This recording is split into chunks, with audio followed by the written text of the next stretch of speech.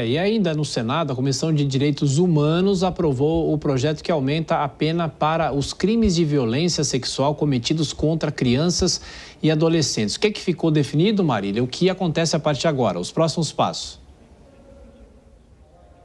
Tiago, agora o projeto vai ser analisado pela Comissão de Constituição e Justiça do Senado Federal. A proposta estava parada na comissão desde 2019 e ela retornou à pauta por conta daquele projeto de lei, a urgência que foi votada na Câmara dos Deputados, que equipara o aborto feito após 22 semanas com o homicídio. A relatora do projeto é a senadora Damares Alves. De acordo com o texto do Senado, a finalidade da proposta é endurecer a política de combate de violência sexual infantil. E agora nós vamos ouvir a senadora.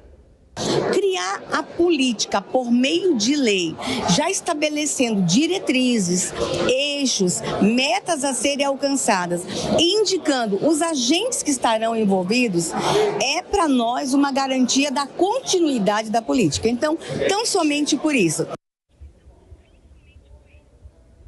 Tiago, o texto também ele traz algumas mudanças que devem endurecer o Estatuto da Criança e do Adolescente com medidas direcionadas para o combate de abusos sexuais. Tiago. É isso, então essa aprovação pelo Senado, a gente continua acompanhando. Marília Ribeiro, bom trabalho para você.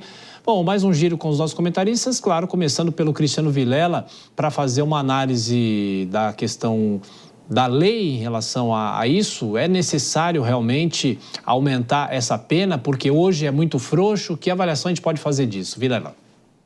Olha, Thiago, eu vejo dois aspectos nisso. Um dos aspectos é o elemento político, né? A sociedade, sempre que se depara com casos como esse, casos envolvendo abusos de menores, e que não são poucos os que a gente presencia, o que é noticiado no Brasil, é natural que surja uma perspectiva de reação, especialmente no parlamento, que é quem ecoa os interesses, as vontades da sociedade. Então, existe esse aspecto realmente de reação. Agora, tem um outro lado também, que é uma necessidade de ter um endurecimento de crime, especialmente no sentido de crimes como esse, que sejam especialmente abjetos e que a sociedade repudie de uma forma clara. Então, eu vejo que é importante, ele soma agora, mais do que... É o que a gente falou um pouco sobre o tema passado nos nossos comentários. Mais do que ter uma legislação dura, o mais importante é que a lei seja cumprida. E isso quem tem que fazer não é a legislação, mas quem tem que fazer são os setores de investigação criminal do nosso país.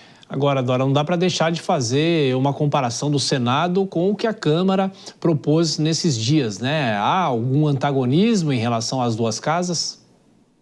Olha, sempre na questão da PEC, é porque são duas coisas diferentes, Sim, né? Mas na questão da PEC do aborto, o antagonismo é explícito, tanto é que o presidente da Câmara desistiu, recuou, né? Ele é forte, mas ele não é mais forte que a opinião pública quando ela está mobilizada. Quanto a essa questão agora do aumento de pena, menino, estou com o relator de todo jeito, o relator Cristiano Vilela, porque é o seguinte, claro, sim, tem que se penalizar. Agora eu fico aqui com dúvidas se o criminoso, se é isso só que desestimula o crime, porque a lei precisa ser cumprida e Cristiano, eu acrescentaria aos órgãos de investigação aí também a justiça, né? Porque a gente vê toda hora que aí o cara que cometeu tal crime era um cara que estava de tornozeleira, tinha sido solto anteontem, estava em prisão domiciliar, quer dizer, aí também não há investigação que dê jeito, não há lei que consiga suportar isso.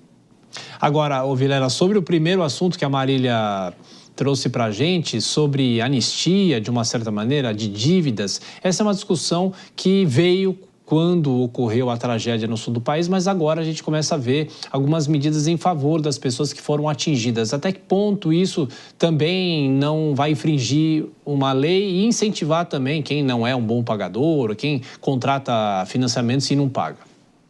Sempre que se trata desse tipo de isenção, em situações normais, eu me coloco de uma forma contrária, que eu vejo que um dos grandes problemas do Brasil são essa proliferação de isenções que nós temos em território nacional. Agora, nesse caso, eu vejo que é adequado. Foi uma situação realmente calamitosa e que o governo federal, especialmente o governo do estado do Rio Grande do Sul, tem a necessidade de adotar medidas como essa que sejam paliativas para fazer com que a economia do estado se reerga nesse quadro. O que é importante, eu não me canso de frisar, é que não subsistam apenas medidas paliativas. Precisamos que seja feita uma mudança na chave, uma mudança na forma como o país lida com esses desastres naturais. E Dora, só para acrescentar disso que o Vilela falou, né? Parece que essa chave ainda não foi virada. A gente não viu nenhuma consequência prática, tem muita grita na hora, muito barulho na hora, mas os meses vão passando e nada muda. Você diz em relação ao Sul? Ao Sul do país. Pois é, esse era o grande temor, né? Porque a gente sabia, porque na hora que passa o impacto, né, das coisas, das tragédias que acontecem, aí todo mundo vai esquecendo, porque, claro, que a vida vai andando, tem outras coisas e tal. E aí, aquelas pessoas que sofreram as tragédias vão ficando à mercê do acaso, então a gente não sabe, porque lembra, era todo dia anúncio de um dinheiro. Era um dinheiro para cá, um dinheiro para lá, vamos fazer, vamos acontecer. E aí, agora eu fico me perguntando, que outro dia estava vendo uma notícia que já tinha prefeitos reclamando muito, e pessoas também, por falta de acesso, por excesso de burocracia, para que pudessem receber aqueles auxílios, para que o dinheiro prometido chegasse nas prefeituras. E, de novo, todo dia também a gente está vendo, né? De novo, chuvas, tal, a coisa não está resolvida no Sul. Eu não ouço falar mais não ouço há tempos falar do ministro Paulo Pimenta, que está lá dando um jeito, resolvendo as coisas. Então, o governo federal, que foi tão diligente num primeiro momento, eu acho que precisava também fazer assim, sabe, uma espécie de satisfação. Vamos ver, olha, é o seguinte, é esta situação no Sul, o rescaldo está neste pé, porque senão aquelas pessoas também, sem o noticiário, não é? Porque o noticiário também, as coisas acontecem, os acontecimentos, um substitui o outro, e essas pessoas sem essa visibilidade ficam entregues à própria sorte.